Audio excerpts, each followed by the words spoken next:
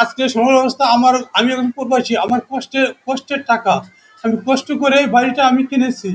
তাই আমি আমি সবার কাছে আমি হাত জোর করে বলছি, আইনের প্রতি আমি শ্রদ্ধা, আইনের কাছে আমি বিচার চাচ্ছি। আসসালামু আলাইকুম।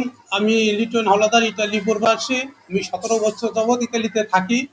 আমি কুলচর ভাঙ্গা ভাঙ্গা বাড়ি, ওইখানে একটা জায়গা কিনি, 6 শতাংশ জায়গা কিনি 2022 সালে।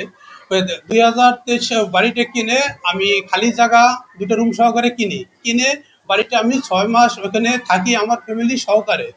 তখন এই 5 আগস্টের পরে আলমগীর সাফাই সব বলতেছে এখানে আমি জায়গা পাবো, এবং আমার কাছে চাঁদা চায়। 3 লক্ষ টাকার চাঁদা চায়। চাঁদা না দেওয়ার কারণে সে, আমি এপ্রিল মাসে আমি আমি পূর্বাসে তখন থাকি।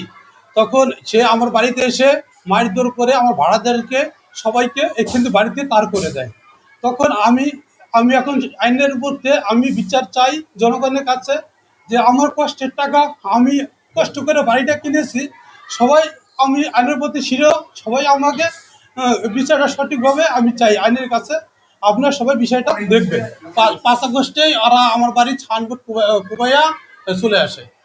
উনি বাড়িতে যে হুমকি দিছে বাড়িটাতে, আমার ভিডিও আছে, তাদের বলতেছে এখানে আমরা জায়গা পাবো, আমাদের টাকা পয়সা দিবি। আমাকে আলমগীর আমাকে বলে যে 3 লক্ষ টাকা দিতে হবে। টেলিফোন করে একদিন আমাকে বলে 3 লক্ষ টাকা দিতে হবে। উনি বাড়ির ভিতরে উনি বলতেছে যে আমি 4 শতাংশ জায়গা আমি পাই না।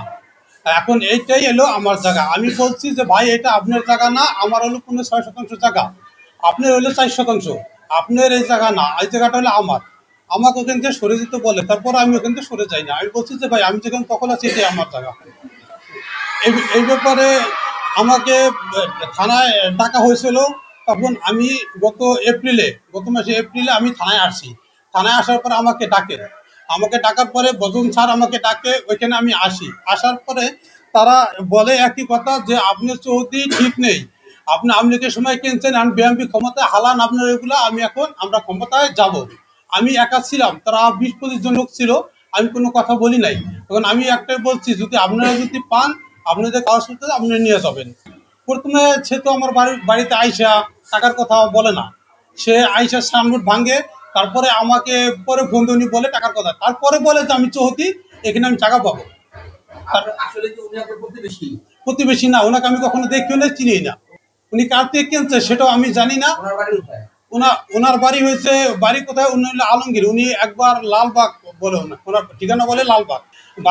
বাড়িটারা কিছু, তখন আমি তেলিতে বাড়িটি আমাকে ফোন দিচ্ছে। পরে ফোন দেওয়ার পরে আমি বলছি বাড়িটাদের আমি বলছি যে আপনারা 999 ফোন দেন। 999 ফোন দিচ্ছে, পুলিশ আইসা তাদের বাড়ি বের করে দিচ্ছে।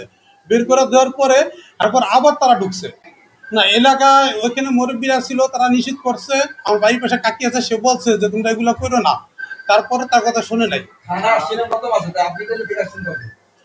আমি থানায় আসছিলাম এপ্রিল মাসে। আমি এপ্রিল মাসে আসছি, মেয়ের 15 তারিখে চলে যাই দিল্লিতে।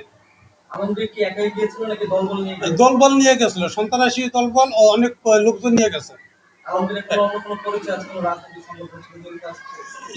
সেটা আমি জানি না। আর যারা আসছিল এরা বলছে যে আরো কয়েকজন নিয়ে আসছে। এখন বর্তমানে আমি বাড়িতে যাচ্ছি না, এরা ভাড়াটিয়াদেরকে বলতেছে যে আমি হুমকিতে আছে, আমাকে পাইলে তারা কোবাবে, মেরে ফেলবে, ভয়তে আমি বাড়ির কাছে যাইনি। এখন তারা জোর করে বাড়িতে ঢুকিয়া এই দলবল নিয়ে এখন এখানে আছে, আড্ডা দিয়েছে। এখন সে বাড়িতে সবকিছু ভেঙে কাজ করতেছে। হ্যাঁ, এগুলো আমি এসআইকে বলছি যে ভাই, বাড়ি ভেঙে ফেলছে। এসআই আমাকে বলছে যে মামলা করেন। আদালত নিষেধাজ্ঞা দিচ্ছে হইলো আপনার হইলো 27 তারিখে। 27 তারিখে ওরা 29 তারিখে বাড়িতে আসছে। বাড়িতে এসে বলছে আমরা 1 তারিখে আসবো। বাড়িটাদের বলছে আপনারা চলে যান, নাকি আপনাকে মেরে বের করে দেবো। ওরা 30 তারিখে এসে মেয়েদের করে বের করে দেয়। আদালত নিষেধাজ্ঞা আমি 24 যখন জারি করছি, ওখানে লেখা আছে যে এইখানে সাইনবোর্ডে লেখা আছে যে এইখানে যে বসত আছে সে ওখানে থাকবে, এখানে উশৃঙ্খলভাবে খোলা যাবে না। আজকে সময় অবস্থা আমার, আমি এখন প্রবাসী, আমার কষ্টের টাকা, আমি কষ্ট করে বাড়িটা আমি কিনেছি। তাই আমি সবার কাছে আমি হাত জোর করে বলছি, আইনের প্রতি আমি শ্রদ্ধা, আইনের কাছে আমি বিচার চাচ্ছি।